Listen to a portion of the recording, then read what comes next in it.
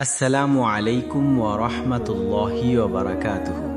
প্রিয় দর্শক, কখনো কি ভেবেছেন আপনার একটি কটু কথা আপনার দাম্পত্য জীবনকে শুধু দুনিয়াতে নয় বরং আখিরাতেও ক্ষতিগ্রস্ত করতে পারে? একটা ছোট্ট বাক্য, একটা কঠিন আচরণ, আর তার ফলাফল হতে পারে অনেক ভয়াবহ। রাসূলুল্লাহ সাল্লাল্লাহু আলাইহি ওয়াসাল্লাম বলেছেন, যখন স্ত্রী স্বামীকে কষ্ট দেয় তখন জান্নাতের হুরেরা বলে, আল্লাহ তোমাকে ধ্বংস করুন, সে তো অল্প সময়ের জন্য তোমার কাছে অতিথি, শীঘ্রই সে আমাদের কাছে চলে আসবে। তিরমিজি।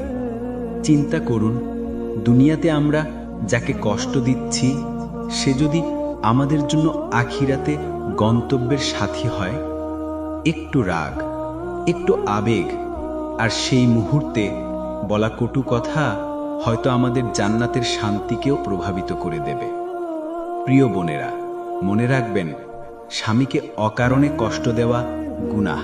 হ্যাঁ, যদি স্বামী অন্যায় করে তখন তার অন্যায়ের প্রতিবাদ করা বৈধ, কিন্তু শুধু রাগ বা আবেগে উল্টোপাল্টা কথা বলা ইসলামে অনুমোদিত নয়।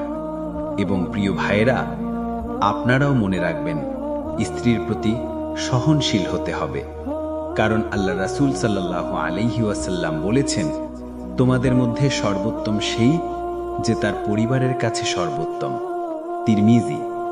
ভাবুন তো, দাম্পত্য জীবনে যদি ভালোবাসা, মমতা আর ক্ষমার পরিবেশ থাকে তবে সেই ঘরই দুনিয়ার জান্নাত।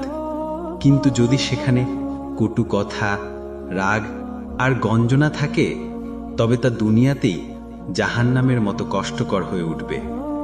আসুন আমরা স্বামী স্ত্রী একে অপরকে কষ্ট না দিয়ে বরং সহনশীল হই, আমাদের দাম্পত্য জীবনকে দুনিয়ার জান্নাত বানাই, আর আখিরাতে প্রকৃত জান্নাত লাভের যোগ্য হই।